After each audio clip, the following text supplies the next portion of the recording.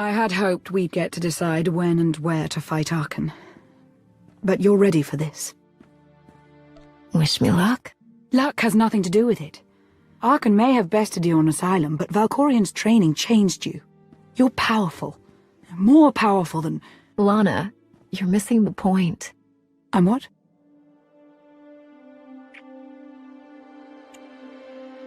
Oh, I see. When you're done blushing, we've got an emperor to kill. Don't look so pleased with yourself.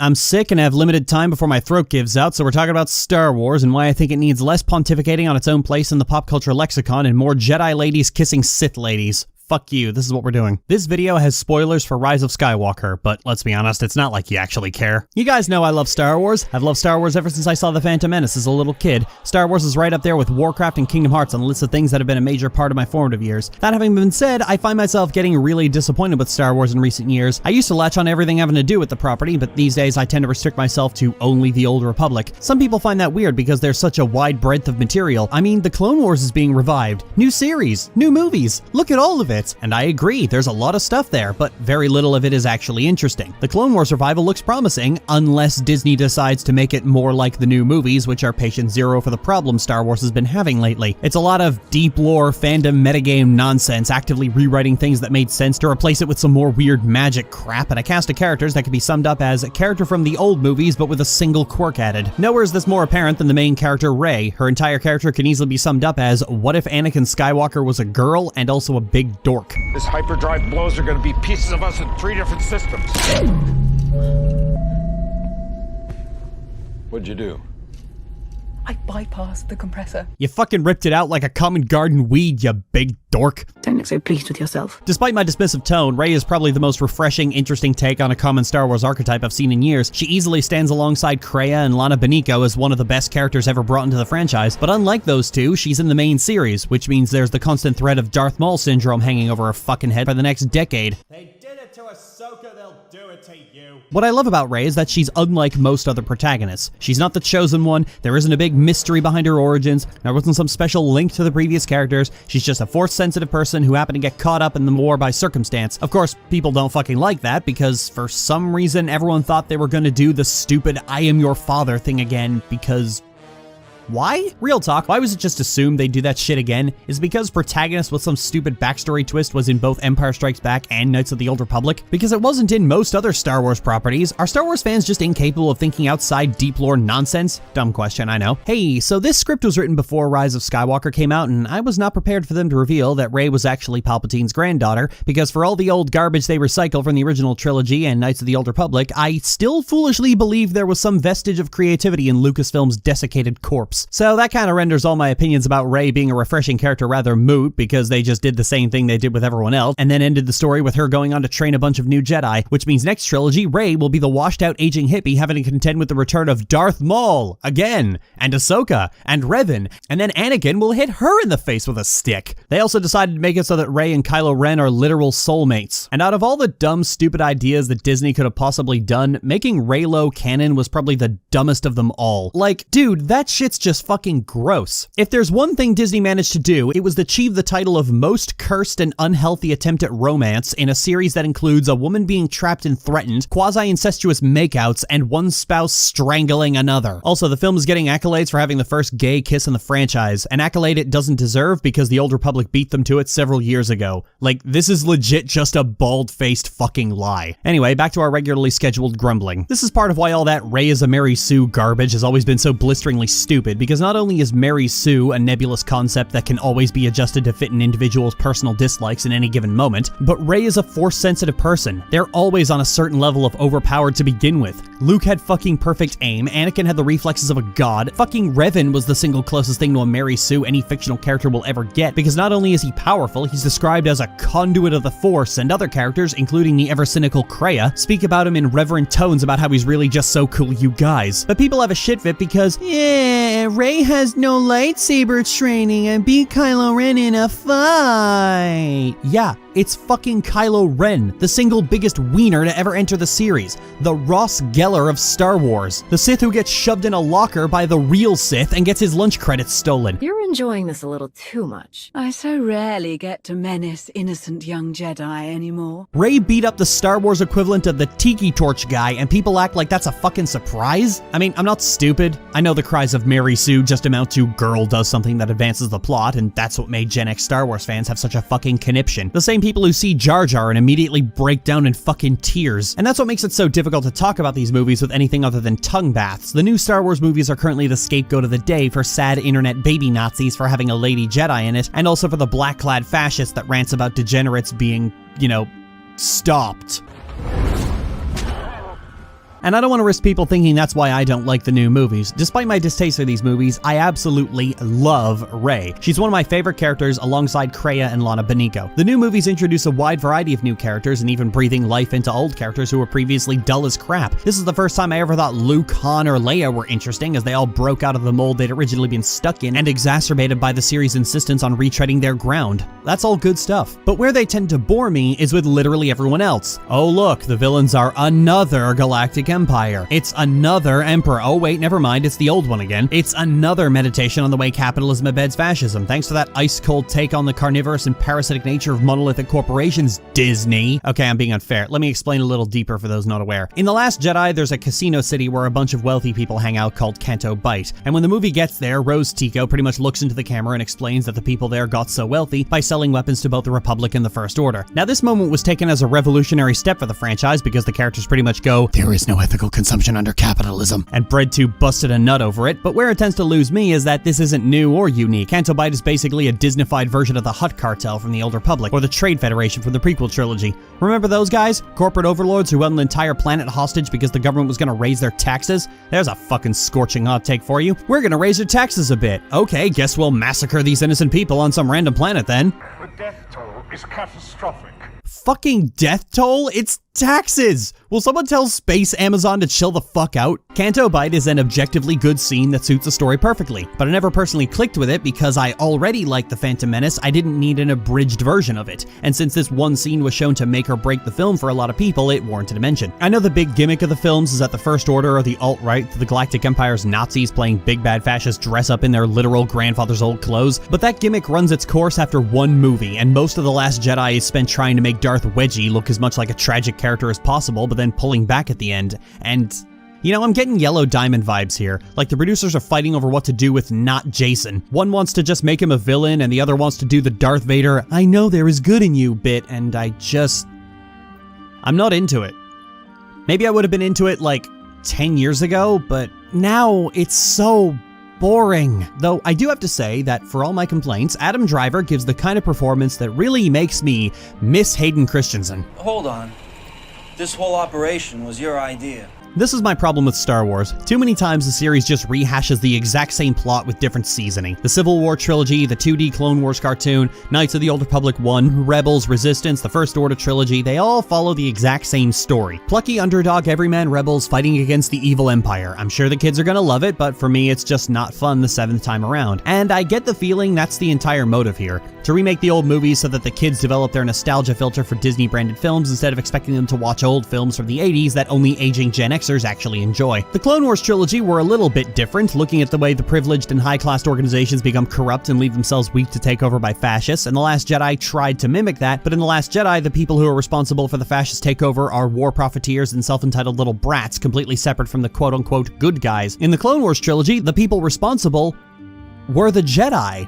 They started the cock-up cascade that led to the Republic falling in the first place. The people set up as the good guys in the series up to this point were the ones causing all the problems. That's just more interesting. Knights of the Old Republic 1 was like a Kingdom Hearts version of the Civil War trilogy, where it's retold almost frame by frame and word for word. By contrast, Knights of the Old Republic 2 was a lot more nuanced and interesting, and started the trend in Star Wars where jaded Sith Lords are often the most interesting and refreshing characters in the series. Kreia, the Empire's Wrath, Lana Beniko, Darth Imperius, Darth Mar, Empress Asina, they've all been stellar and standout characters precisely because they're jaded and disassociated from the fascist ideology of half the Empire while not immediately turning around and becoming a pacifist extremist and needlessly dragging out the story. Charging through the jungle to rescue me.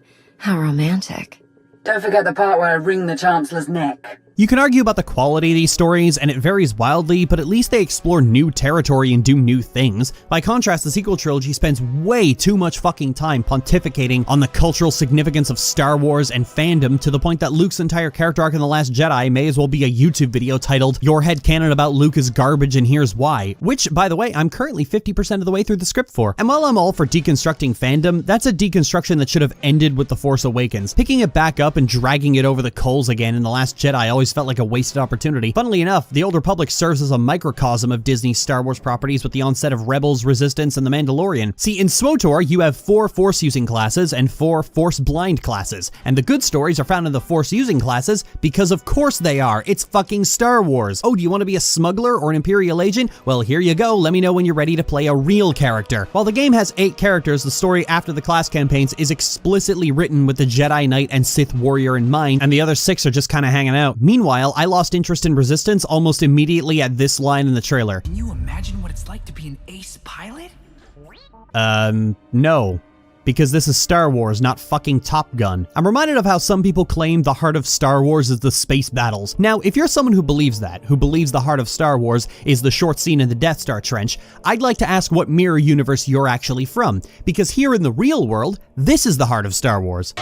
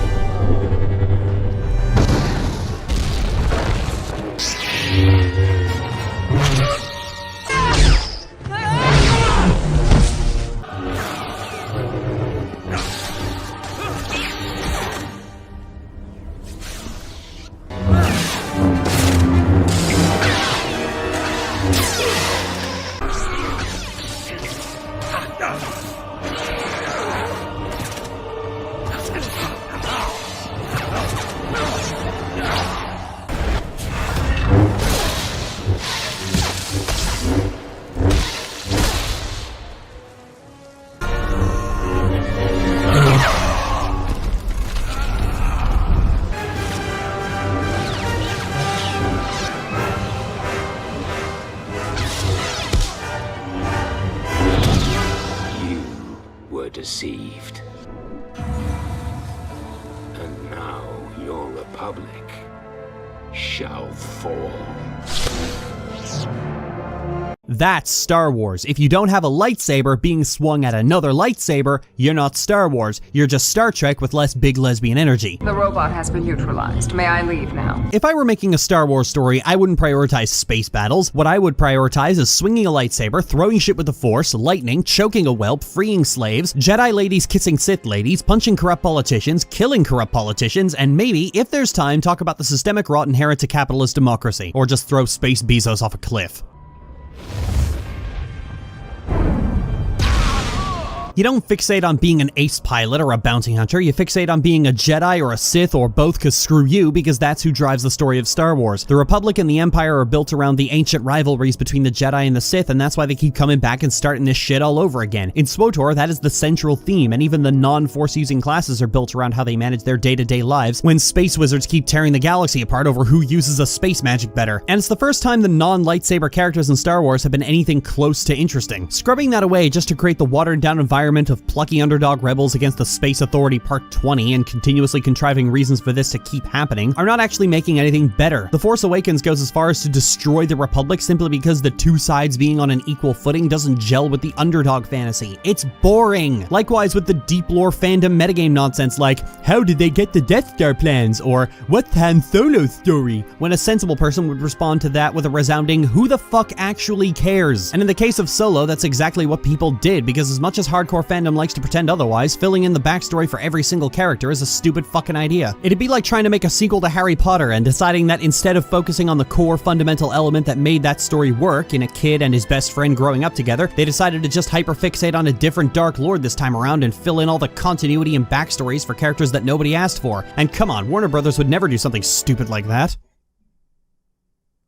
If I were in control of Star Wars, I'd rewrite the sequel trilogy to be about Rey and her light-side Sith wife stomping out the Imperial remnant and bringing back the idea that the Force is inherently neutral, and put the two of them at the center of a main conflict where Luke appreciates that Rey is taking out the Imperial remnant, but really hates the fact that she's doing it while hooking up with a Sith lady who takes a more pragmatic approach to the Force, and have a dual theme of the Sith Order's self-destructive tendencies and the Jedi Order's notorious myopia and hypocrisy, all wrapped up in some really good character interaction, because that's what makes a story really stick together. Yeah, it might not be philosophically deep or be able to serve as a vector for someone to talk about Joseph Campbell, but it'd be new, it'd be something we don't see very often, it'd be something that shakes up the status quo of Star Wars. We've had a lot of pontificating on the nature of the Force, let's have something campy and delightfully sapphic. It might be fun. You guys remember that? Fun? Back before you discovered Wikia and spent the last 20 years completely ruining everything and treating consuming media like it was a second job you had to pay for?